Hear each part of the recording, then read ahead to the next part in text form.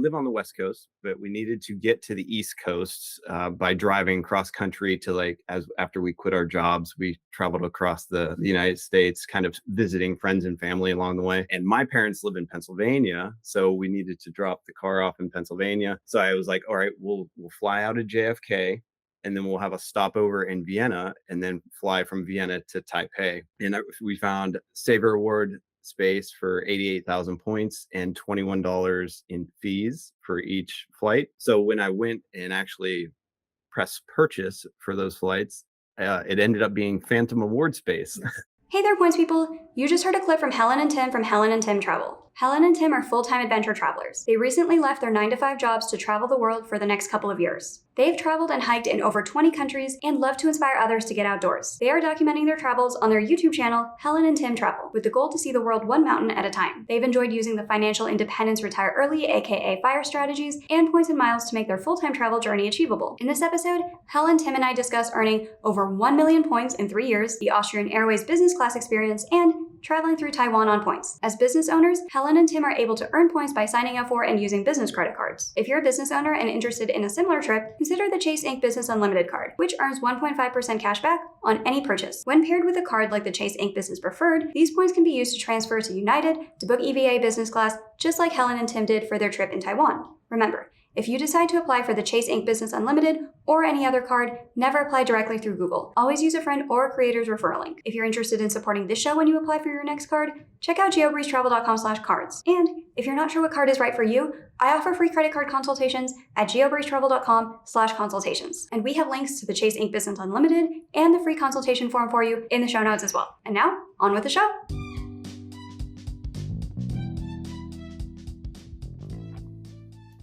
Welcome to the Geobreeze Travel Podcast, a show for anyone wanting to level up their travel hacking lifestyle. I'm your host, Julia Menez. I'm a travel hacker, coach, speaker, Filipino-American ENTJ who loves solid travel gear and using shortcuts on spreadsheets. On this show, I'm on a mission to bring you travel hackers from all walks of life to help you level up your travel hacking game. We dive into credit cards, miles, points, strategy, mindset, and the secrets behind how to travel the world for next to no cost. So let's get hacking.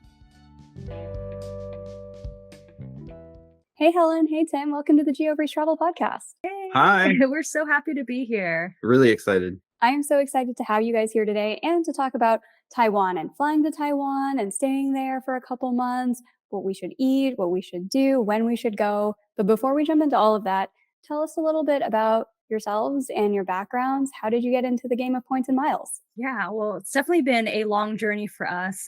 So Tim and I have been together for almost 10 years, and we actually didn't get into the points and miles game until about 3 years ago. But a bit more about us. We are actually currently on our long-term or full-time travel journey. We started our trip about 3 months ago, so we're still fairly new into our long-term travels.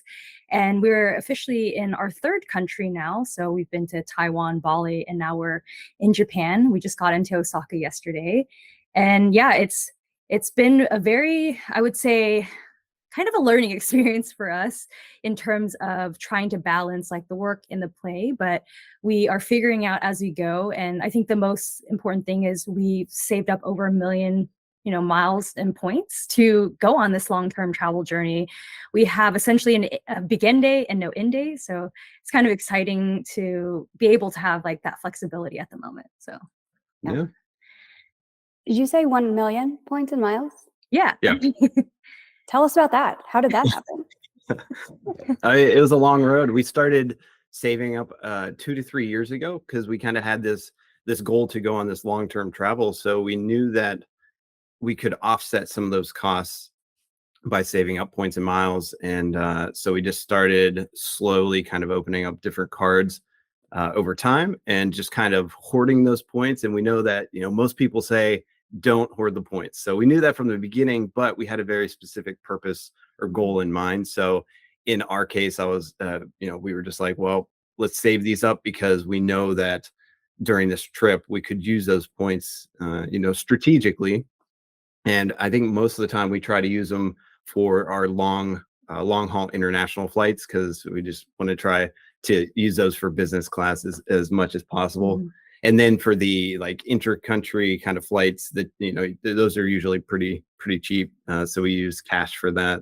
What kind of points were they, and which cards did you get in order to get these? And were you earning them through some ways other than just credit card sign-up bonuses, or was it mostly the sign-up bonuses? It was mostly sign-up bonuses. We did do the American Express business checking when it was up at, I think it was at 30,000 points for each one. So we did use that one, but all the other ones were sign-up bonuses. And we have everything from American Express points, Chase Ultimate Rewards, Capital One, American Airlines, Alaska Airlines.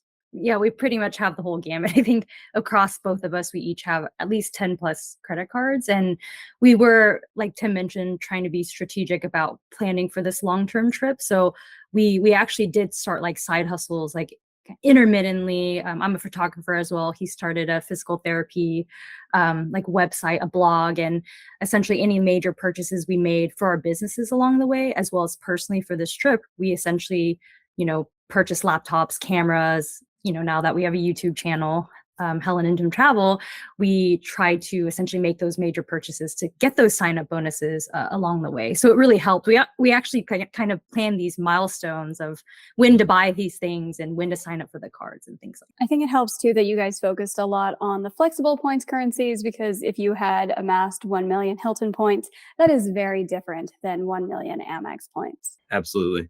Yeah, I mean, we needed those flexible points because we're going to be flying so many different airlines that we needed, that flexibility for sure. How long did it take you guys to amass this many cards and that many points?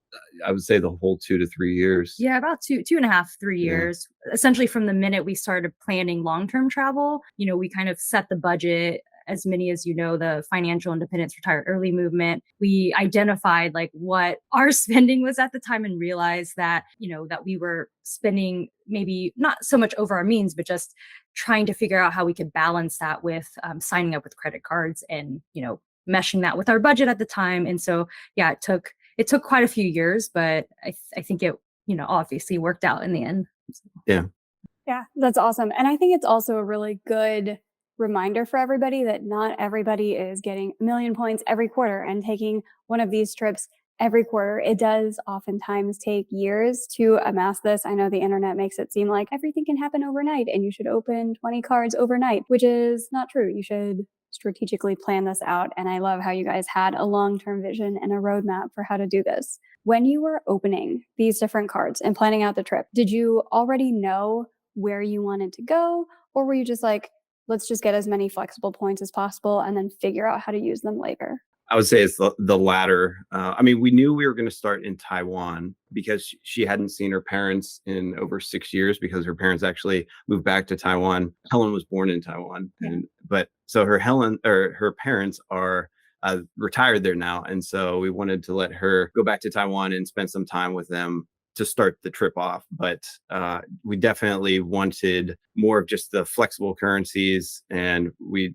just kind of we hadn't kind of planned out exactly our route at that point. That can be a lot for people to work on earning this many points and then also figure out how to redeem them if you don't already have something in the works and it's your first time booking something this big. So how did you guys kind of handle the learning how to make the most of your points at the same time that you were planning this 3-year trip? Because it seems like such delayed gratification, because a lot of people will be like, okay, we'll practice on these smaller ones and build up. But you guys are like, let's just like wait for 3 years and then here we go. How did you get comfortable with these 3 years are not going to be for naught? Yeah, but I guess to start from the very beginning, we really didn't know what we were doing. But our first experience of redemption was actually, I think it was on the Alaska Airlines card, and we practiced by essentially just redeeming like one way at the time because we didn't have enough points. So we were really limited on that one airline. So I remember we did redeem to go to Iceland at the time. We wanted a camper van and go around the country. And so like along the way in the 3 years, we did have some very like simple redemptions that we did, but it wasn't until we really got to Taiwan where, okay, we want to do a long haul flight on business class. And we did start listening to a bunch of podcasts, much like yours. We really enjoyed your podcast. We went and found all these different resources online, and Tim can talk more about that. But we had just kind of a vision of saying like, we want to be able to, I guess, learn from the best. And I'll let you elaborate on that. Yeah, I mean, with points and miles, I kind of just took a deep dive into points and miles. Read every blog I could, listened to every podcast I could find, which I still do today. And we, we're part of your mastermind class. Love every bit of it, and so we just learning during that whole 2 to 3 years, learning as much as we could. And we actually, I think we bought or we purchased the our first international flights, the Austrian Airlines and the EVA Airlines flights, about a year out from the actual trip, because that's when we found United Saver award space. And I think that was like our first redemption, which didn't go exactly as smoothly as I'd hoped as a first time, award redemption. But yeah, so basically a year out from the actual start of the trip is when we started redeeming for the first time. What went wrong with it where it didn't go as smoothly as you had hoped? Well, so we had found both of those flights business class, and we live on the West Coast, but we needed to get to the East Coast by driving cross country to after we quit our jobs, we traveled across the United States, kind of visiting friends and family along the way. And my parents live in Pennsylvania, so we needed to drop the car off in Pennsylvania. So I was like, all right, we'll fly out of JFK, and then we'll have a stopover in Vienna, and then fly from Vienna to Taipei. And we found Saver Award space for 88,000 points and $21 in fees for each flight. So when I went and actually pressed purchase for those flights, it ended up being Phantom Award space. Oh, So no. yeah, so I was like, oh, this isn't great. But luckily there was a few other dates in that same month. So I ended up calling United, and they said, yep, I can't, the dates that we wanted weren't available. So then they checked another date and it was available. And then, so she had the customer service rep grab those dates. But then I was like, well, can you check to see if there's any earlier dates? So she released those ones. It went to look for earlier dates. Well, there wasn't any. But then when she went back to the other dates, they were gone then. And she's like, oh, sorry, somebody must have just purchased those. And I was like, I don't think that, I mean, yes, that's possible, but I doubt it. And so I had to wait 24 hours. Those dates finally came back, and then I was able to actually redeem on those dates. But yeah, so the whole Phantom Award space definitely got us. It's actually happened to us a couple times Yeah. already. So Yeah. So that was a first, learning experience. It happened a couple times on United, or was somebody else? Yeah, it was mostly through United. So you guys said you flew to Vienna before going to Taiwan. Was that just because Austrian Airlines was what was available, or did you specifically want to stop in Vienna? We basically wanted to have a really great first experience on business class, and I knew that Austrian just had a great product, and EVA as well. So those two just kind of popped up, and I was like, hey, 88,000 points, $21. Yeah, let's do this. and we weren't on a time frame, so for us, we just wanted to maximize the time. And since it was our first flight, as Tim mentioned, we wanted to make sure that we had the full experience, since it was our first time as a couple experiencing a long haul business flight together. So that was kind of our strategy. Yeah. Tell us about Austrian Airlines. I don't think we've talked about that product yet on the show. What is it like? What is it like starting from the ground experience? Like, what lounges do you get from the airport that you flew out of? And then, yeah, tell us about the hard product, the seats, the food, amenities. Well, first off, the flight almost didn't happen, which was another second mishap of the whole trip. Yeah, Want to talk about that? yeah. So we were actually supposed to be flying out of JFK, and I think 2 days before, the airport had an electrical fire the day that we were flying out. Yeah, Terminal 1. And and we've always heard on the show and from other people that if your flight gets canceled, then maybe your business class and your point redemption might be jeopardized as well. And so we were, in a way, not freaking out, but just a little bit disappointed. But we just kept monitoring. So we use an app called Flighty to monitor our flights. So it tends to send you very real-time updates, sometimes sooner than what the airlines would tell you what was going on. And so we kind of knew the situation of our flight. And so we were monitoring it for almost like half a day. And then finally they said, oh, your flight will be diverted into Newark Airport instead. And so we were watching our plane literally fly from one airport, and we actually saw another flight like turn around. So we're like, oh, great, the flight isn't even going to happen. And then all of a sudden, the flight diverted into Newark. And so our new plane, or our new time, and our new, I guess, schedule was going to take off the next morning from New York. So it ended up working out, but that was just, one thing after another. The first plane flight of our first time, or the first plane flight of our full-time travels, definitely was a little bit stressful for sure. That is a lot of bit stressful. Okay, so then you were diverted to Newark instead of JFK. There's not a lot of lounge options in Newark. That was my home airport for 3 years. What did they give you? Yeah, that was so long ago. I'm trying to remember what lounge we even went in. Did we even go in a lounge? I think it might have been too early for the lounge access. Honestly, I can't remember if it was like a priority pass lounge or something. I'm sure it was super basic. Yeah, if it wasn't that memorable. Was it a United lounge? It might have been. I don't remember, honestly. We'll get back to you on that. We've been in so many lounges since then. I'm just like, oh, wow.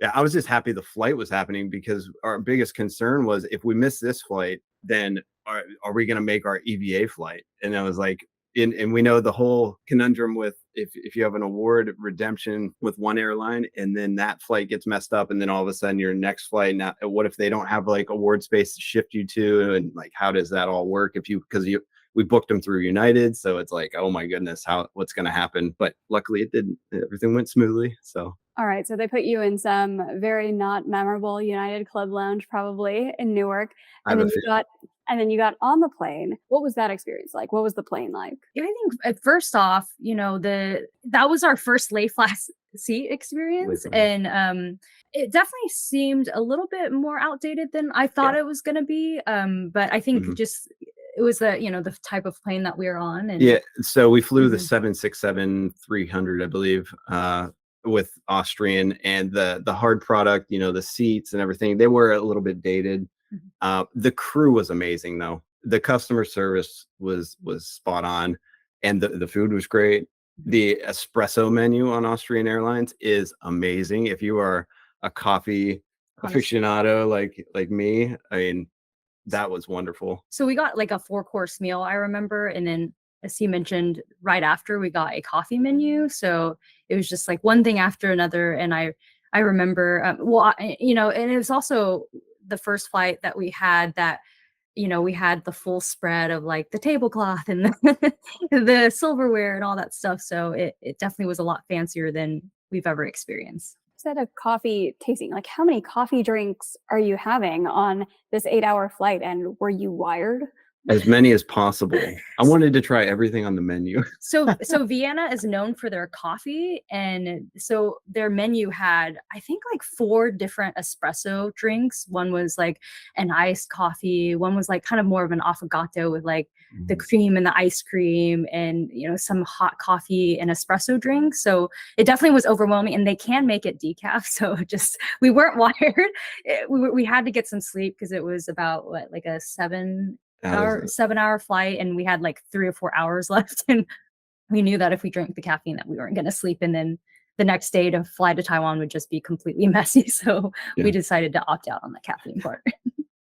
It sounds like if you're going to drink coffee on an airplane, the way to do it, because most of the time, like if you guys are flying regular coach domestically, everybody says don't drink any hot drinks from there. Like they don't rinse out those pots and those coffee pots and those like hot water pots they use for the tea. Like travel tip for everybody who just like is traveling on a domestic economy flight or even domestic first class flight, don't drink the hot drinks. Just get something that's a soda or something that's sealed in a can. But it sounds like this was legit coffee. Yeah. I think they had a full espresso machine. I mean, I obviously didn't see it in the galley, but I'm pretty sure Austrian has an espresso machine. Yeah. Awesome. Anything else memorable about the food or menu or amenity kits or anything else on the Austrian flight? Yeah, I don't think the amenity kit was something that was super memorable either. I mean, I think the EVA flight that we'll talk about later was definitely more out of the ballpark in the amenity kit. Very basic, your eye mask, earplugs, toothbrush, nothing fancy, just in a small little, I remember a gray zip pouch. I think the noise canceling headphones though that they gave us were actually pretty decent. I tested those out. We have our own that we bring, but I definitely wanted to like give them a try, and I was actually pretty impressed with those. Nice. So you guys land in Vienna. Do you spend a couple days there, or how long are you spending before you jump on the next flight? I think it was 24 hours. Yeah, they're just over. Yeah, just over 24 hours. We were just happy about that because one with the jet lag, and we wanted to explore the city. It was our first time there as well. And, there's so much rich history with Mozart and all the different famous composers that have come through that city. And it's just a very, clean and easy public transportation city. But yeah. Yeah. Mhm. I think we just did the Rick Steves like self-walking tour, right? Yeah. We had time to do that, and that was about it. Yeah, what would you recommend for people if they had 24 hours in Vienna, like as far as to see and to eat? Well, downtown, there's so many things that are within walking distance, and that's why it was really great. If you do if you download the Rick Steves audio app, it's free, and you can do self-walking tours and just listen to the app. And I mean, Rick Steves is awesome for Europe if you've never heard of him or checked him out. Yeah. But there's so much nearby downtown just to kind of walk around and see and taste. Yeah, there's the beautiful like St. Stephen's Church, very, I would say one of the most famous churches in downtown. The Opera Austria. House. The Opera House is really cool as well. Apparently, there's a hack that you can do where if there's a night of a show, you can actually purchase like a ticket like an hour before the show and either pay really cheap to get standing room or have another like way of getting in where you can just kind of walk around and see the space. You can't go in, unfortunately, unless there's a show, but we've heard about that hack as well. If anybody's interested in, going to the Opera House, it's one of the most famous things that you can do there. Yeah. All right. So after that, then you're back at the airport about a day later. What was that ground experience like before boarding your EVA flight? Did you get a lounge this time? We did. I remember, I think Awesome. that lounge was actually 24 hours, if I remember. It wasn't the Vienna Lounge, Mhm. right? It was called the Vienna Lounge. It was it was massive. I think there were like 4 large rooms of sitting areas. I remember the kind of the buffet and serving space was at least like 3 or 4 counters deep, and then there were like an espresso machine, and yeah, it was probably one of the biggest lounges I've ever been in. But of course, they were filtering like most of the major airlines. I think it was a priority pass lounge, yeah. if I'm not Mhm. mistaken. And it also had the sleeping, like there was a sleeping lounge area in it with the comfortable like leather kind of chairs. That was a really nice lounge. I was very impressed with it. And I remember there was a balcony that you could go out to and watch the planes. Like it was right off the runway, so you could watch the planes take off. So that was pretty cool as well. Yeah. Cool. And then you guys then boarded the EVA flight. Tell us about that magical experience. How long of a flight is that, by the way, from Vienna over to Taipei? 11 hours, I believe. That was on the 787 Dreamliner, and it has like the dimmable windows. That was our first experience with the dimmable windows. That was pretty neat. Those are definitely useful. Overall, the EVA flight was really nice. I mean, the whole thing was great. Yeah, I remember that we had a huge big screen TV. It was like over 18 inches long, a lot of privacy. Like, we had the kind of the privacy barrier. It wasn't a full sliding door, but it was, a part of the like a seat. half It was like a slide. half sliding where you wouldn't be able to see your neighbor. So, we did both choose window seats because we wanted to have kind of that full experience, being able to see outside. And I also remember we got awesome amenity kits. I think the designer was like Jason Wu. We got full pajamas, slippers, like a designer like handbag with all of our amenities in it. I mean, it was legitimately like a leather purse that they gave us with all of our amenities in it. So I thought that was pretty cool. Yeah, it was. And then with each meal, they give you either the Western choice or kind of the Asian food choice, which is nice because you get either way. What else? We're one of those people who like, you order this, I order that, and then like eat half and then swap. I'm sure a lot of couples are like that, but yeah, it was, I think, a 7-course meal. It just kept coming one after another.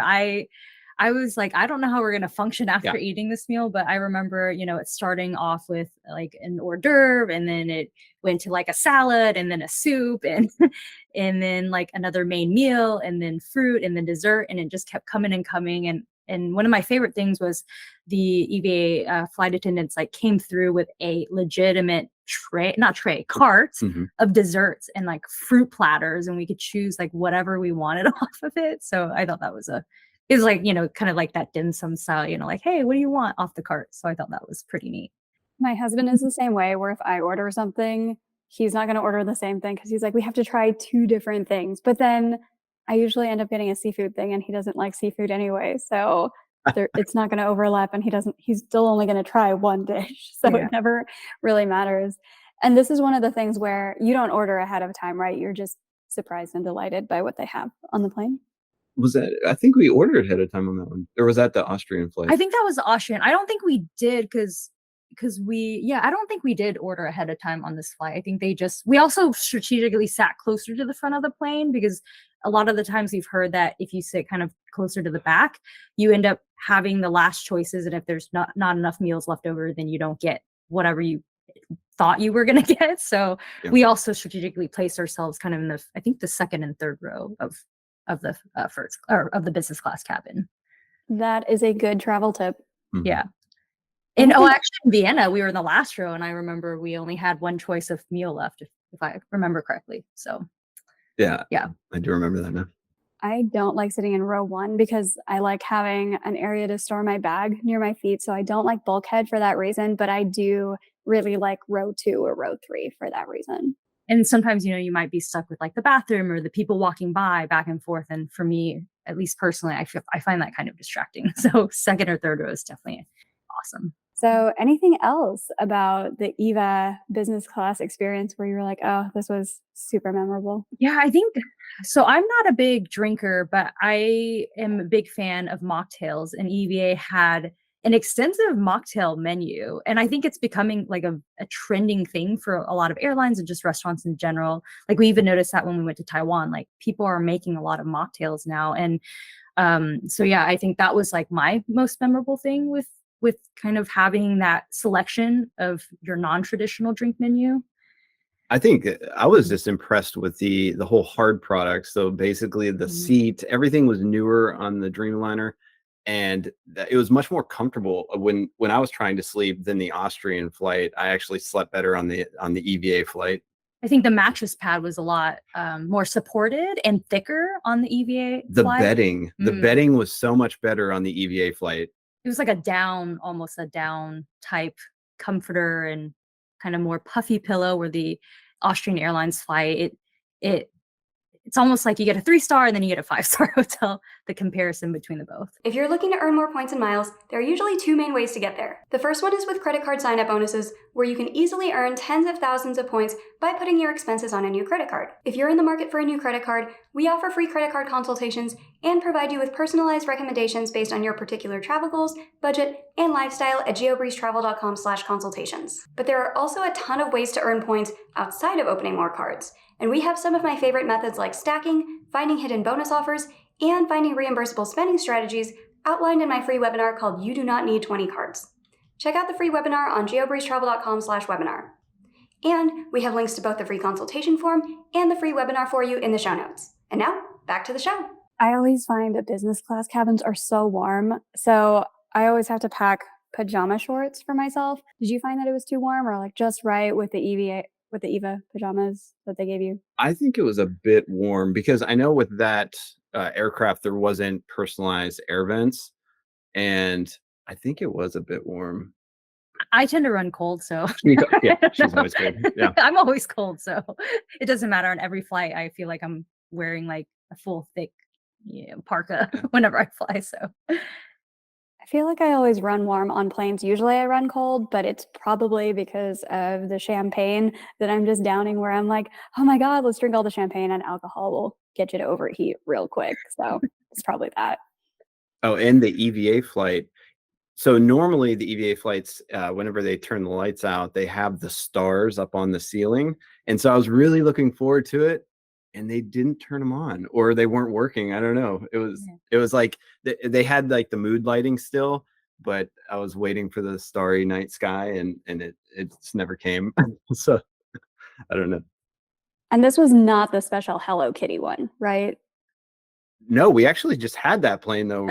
Random enough, coming from Bali back to Taipei on our way to Japan, we ended up on that plane.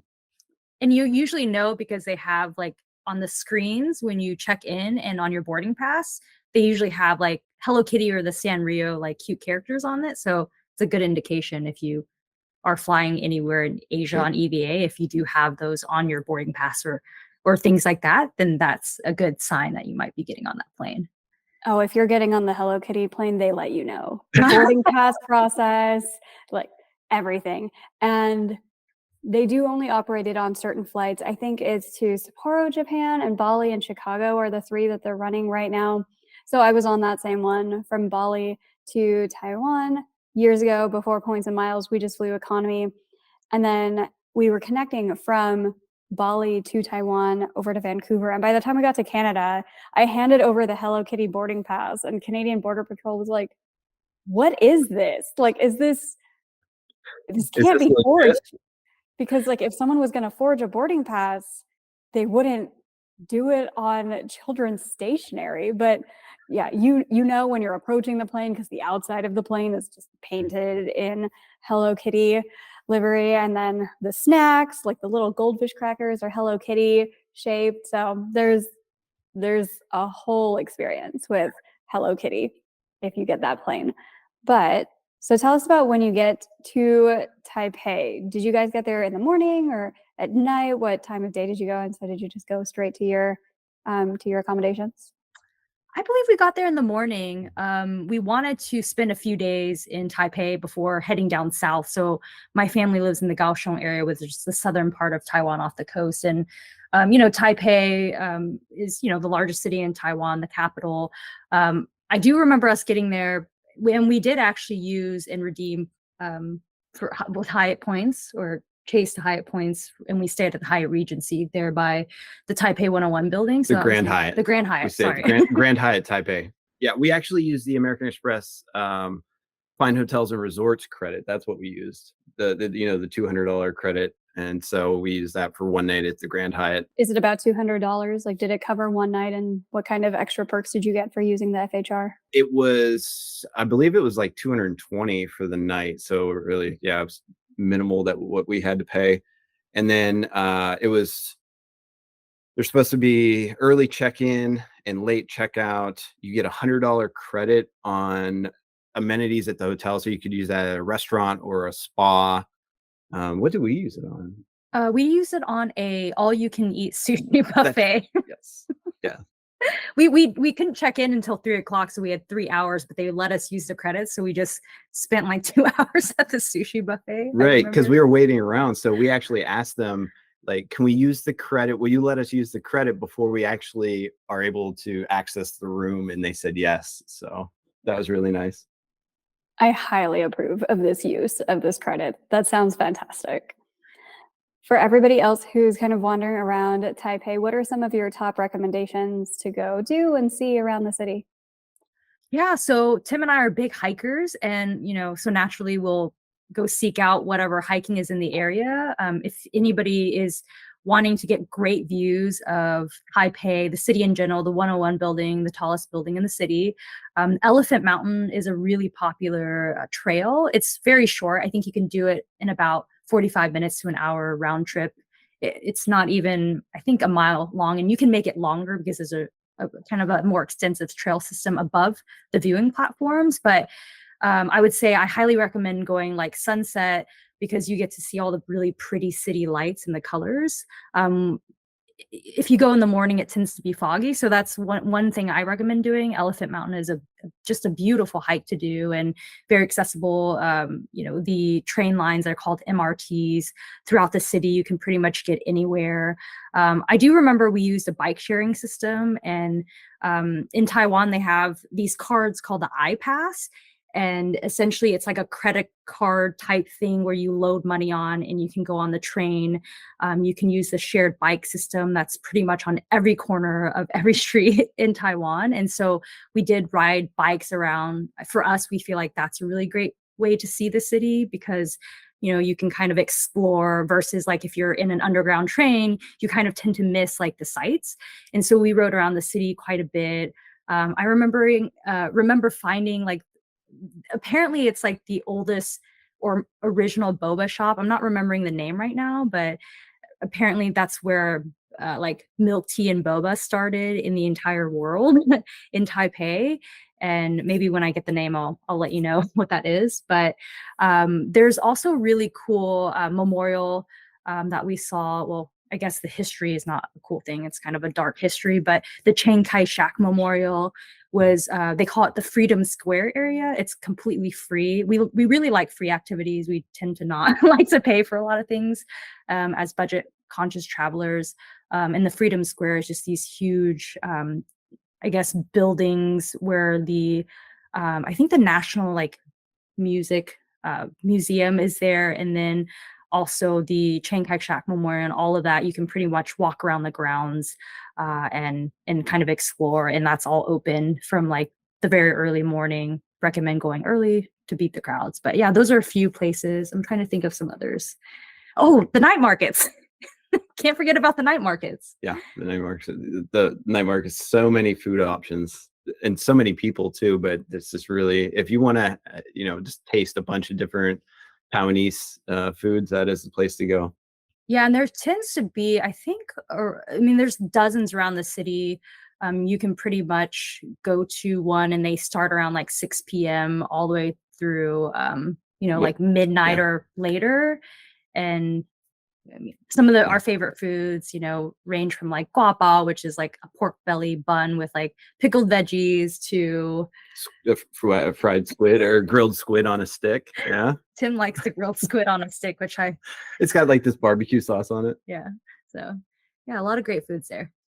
I love grilled squid and I love boba. Taiwan is the birthplace of boba. And I didn't realize that back in the day, it was called bubble tea because they would shake the milk tea and there would be foam on top from when it was shaken. It's not because of the tapioca pearls. That's not the bubbles. So I was fascinated to learn that when I was in Taiwan.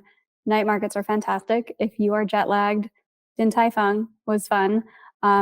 Walking around expensive department stores and like gawking at the price of grapes and other like jewel fruits. So I'm just like, wait, people are paying like, and I'm trying to like do math and I'm jet lagged. And I'm like, this is $40 for grapes. People are like, yes, we are. We do, yes. We must have missed the grapes. Didn't get to that department store. What time of year was this? And was it like blistering hot as it sometimes is in Taiwan?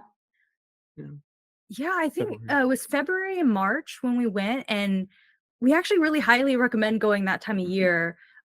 We did have some rain in Taipei, so it tends to rain more in the northern part of Taiwan versus the south, because the southern part is a little bit warmer. But I do remember it being actually like, we actually had to wear jackets outside, which I thought was very odd.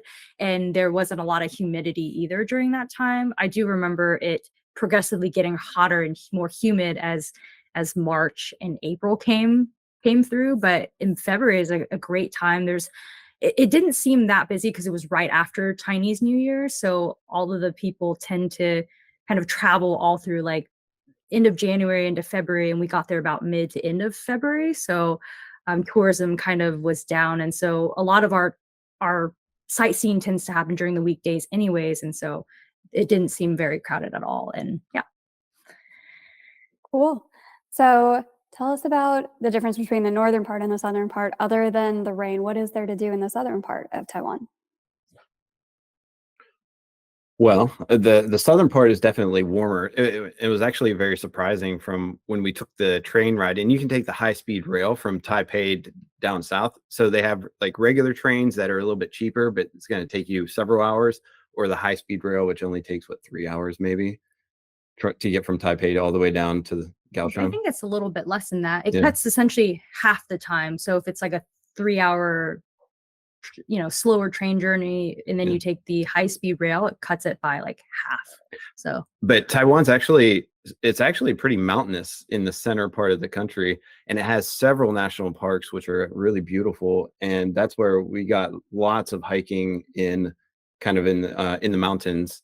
Now you do have to plan ahead because some of the hikes, especially the higher kind of alpine summits, require permits that you have to go online, and the websites aren't great. I'm gonna be honest; they're pretty tricky to get around. They're really antiquated websites, and so you do have to get those permits ahead of time.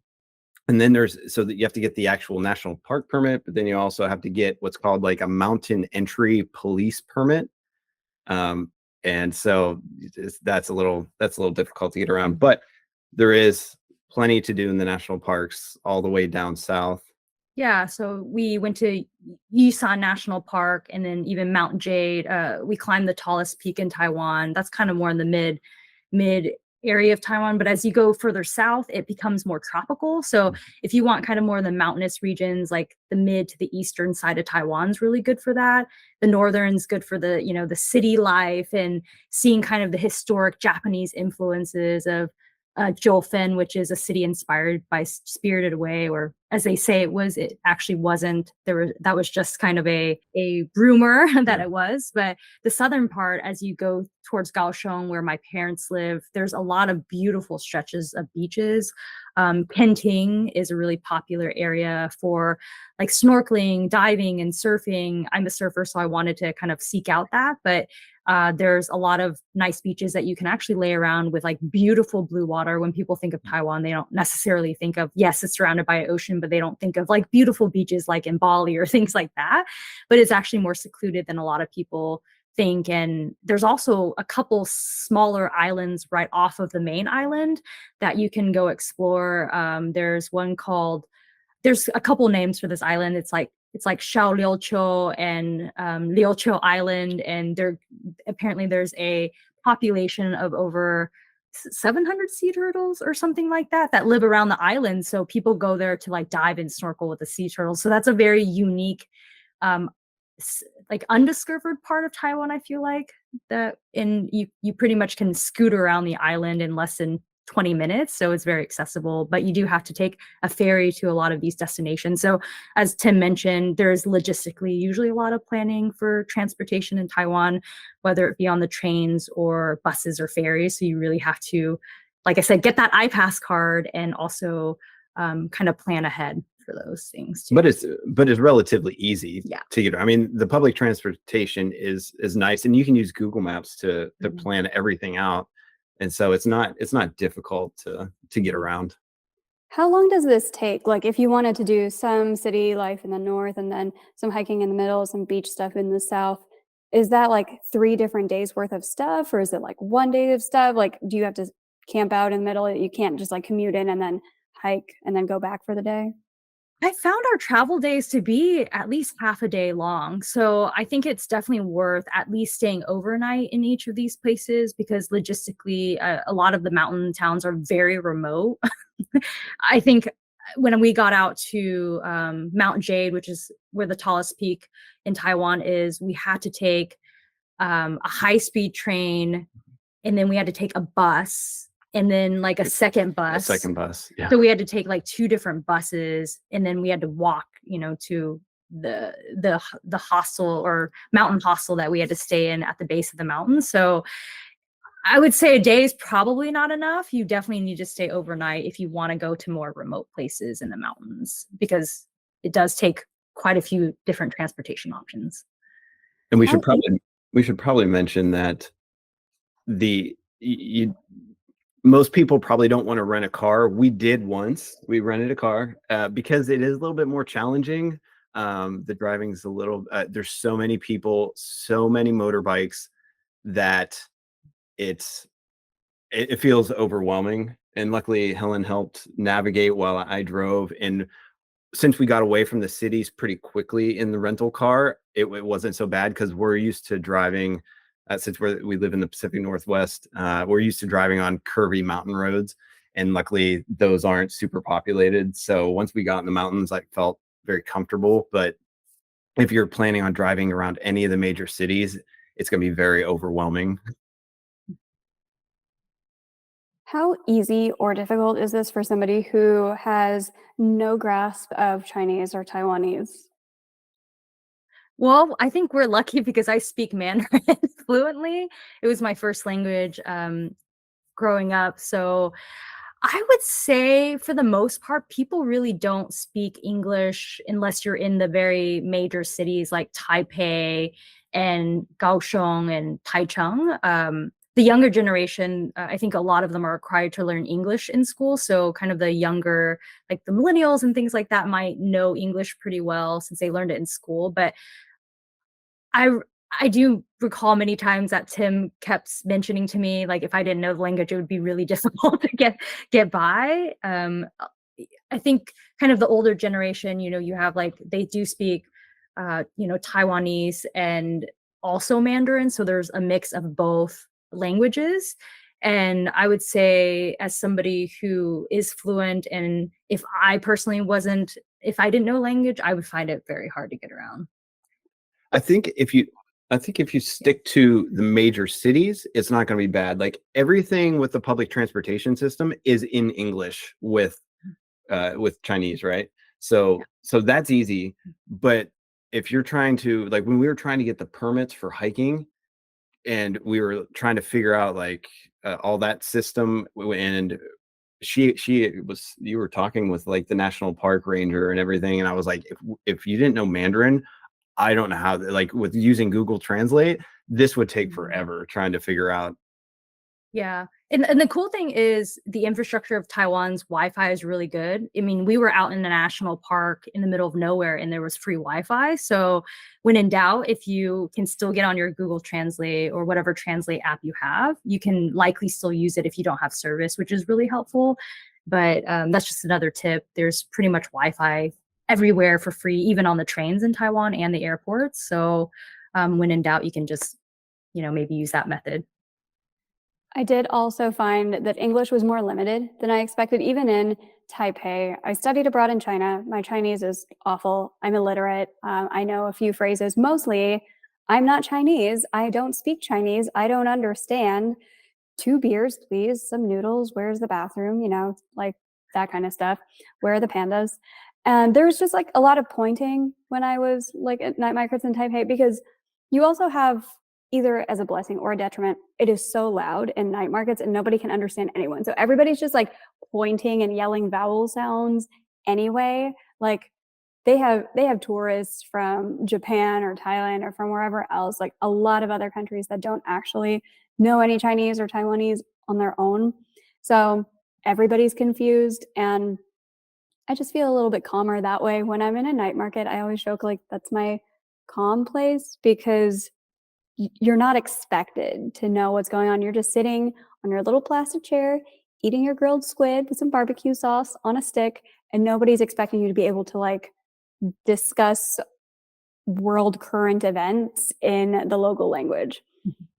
Alternatively, my absolute nightmare travel situation, which I have not had to face yet, is one day I'll go to France and then some sommelier will present a bottle and start speaking in French, and I'm supposed to like be able to carry on this conversation in French. That's not going to happen. So no one has that expectation of anybody in a night market, which like relaxes me knowing that they probably assume I don't speak Chinese or anything, even though a lot of people would be like, do you speak Chinese? And then I'd be like, no. And then they would proceed to tell me all about the menu or something. And I'm just like, just that I don't secretly understand Chinese. I just don't. We did find it helpful that a lot of the times when we walked into a restaurant, they automatically, maybe because I was with Tim and but It's a giveaway. It's a giveaway, but since I'm Taiwanese and he's not, but they did always bring out like a translated menu. So a lot of restaurants that we went to had English menus. Some Okay, of maybe. them. Yeah, because I was thinking your parents, remember, like they helped. Yeah. tell her that. It's usually, a lot of restaurants, they bring out a piece of paper, everything's in Chinese, and then you just mark what you want. And a lot of times, we're just sitting there. her and I are sitting there because obviously neither of us read Chinese. Helen speaks Mandarin, but she can't read it. So we were luckily with her parents, and they had to order several meals. Yeah, and we just point things at tables like, that looks good, we want that. I like pictures. Oh, we're like second graders when we go to different countries. So, anything else that you'd like to share as far as travel tips or points tips or anything for somebody traveling to Taiwan? I really like that U-bike system, the shared bike system that you're talking about. It's called U-bike, and that's YOU. And if you go on Google Maps and you search U-bike locations, it will pop up around you and show you all the locations that have the U-bikes stored. But not only that, it will tell you how many are left in the station before you even walk there. So like there's 2 out of 10, bikes at the current location. And we use that all the time. It was like 15 cents US for 30 minutes, right? Yeah, 15 or 25 cents. I don't really remember I think it was 15 or 16. It was usually pretty accurate. I think like 95% of the time, the count on the bikes were like, yes, there's like 3 bikes left. But sometimes you have to kind of fight with the Taiwan school kids that get out of school and then they want to take all the bikes. They bike to the train station or they bike home, and then all of a sudden you get there and they're all gone, which we've had to experience a couple times. That's a great way to get around the city, and you can return them very easily. They also have e-bikes too. The U-bike stations not only have regular bikes, but they also have electric bikes too. Yeah. So that is a great tip. And speaking of points and miles tips and just great travel tips in general, if you had to sum up all of your points and miles knowledge for your number one travel tip that I can fit onto an Instagram quote card, what would you tell listeners today? I would say practice, and we've said it before, is with the phantom award space that we experienced with our first mistake, just go through, make those mock bookings so that you get used to the process, and so that you're practicing. So when you're on a time limit and the award space is disappearing in front of you, you're ready to go. Love it. And speaking of great advice, can you give a shout out to somebody else on the internet who you would recommend listeners follow for even more points and miles tips?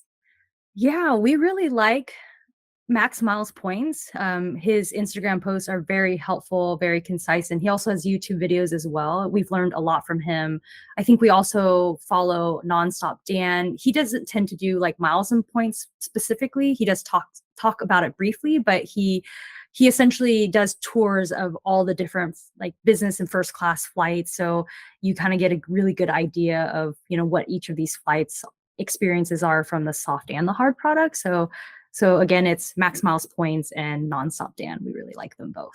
I'd also really like to add something that I haven't heard before, is something I find very useful is pointsbuzz.com. And it basically compiles a bunch of RSS feeds from the travel or miles and points websites into just one website that you can scroll through very quickly. So it shows you all the updated articles on like the Points Guy or 1 mile at a time or frequent miler, all those in just one screen. So then you can just click and it will link you to the article very quickly.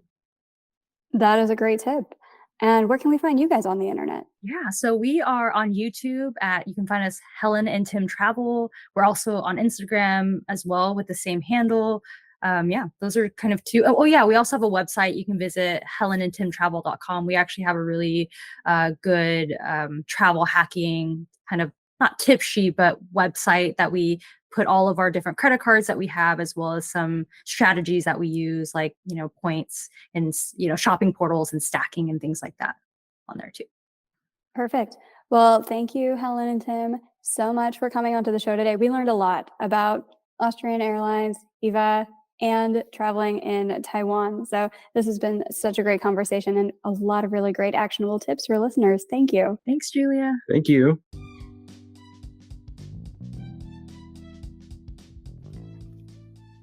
Thank you so much for listening to today's episode of the Geobreeze Travel Podcast. If any of the cards mentioned in today's episode piqued your interest, please check out the links in the show notes for more information on any of the cards. Also, if you apply for a card using the links on that page, I may receive a commission too, so please and thank you. P.S. I hear the links work better in Internet Explorer or Safari, and sometimes the credit card applications tend to glitch out in Chrome. Additionally, it would mean the world to me if you could subscribe to this podcast, leave a 5-star review, and share it with a friend. And if you would like to make even more travel hacking friends, please sign up for the Patreon to access our monthly masterclass hangouts. We dive deep into a particular points program each month, and you'll get to ask all of your travel hacking questions and enjoy being around other people who enjoy points and miles just as much as you and I do. If you would like an invite to the next one, head over to geobreezetravel.com/hangouts to sign up to be on the invite list. Take care and happy travels!